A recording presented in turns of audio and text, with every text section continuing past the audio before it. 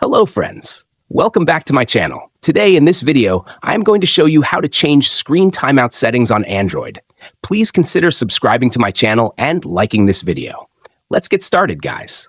Step 1. First, unlock your Nothing phone. Open the Settings app to find the Home Settings menu. Step 2.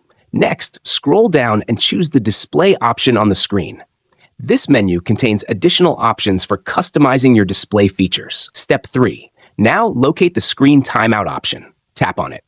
Step 4. Next, you'll see the Screen Timeout options. 15 seconds, 30 seconds, 1 minute, 2 minutes, 5 minutes, 10 minutes, or 30 minutes. Step 5. For the last and most important step, select the option you like. Do you want to enable the screen attention mode? Tap the option to enable it instantly. If you found this tutorial helpful, don't forget to like this video and subscribe to my channel. Thanks for watching, and see you next time.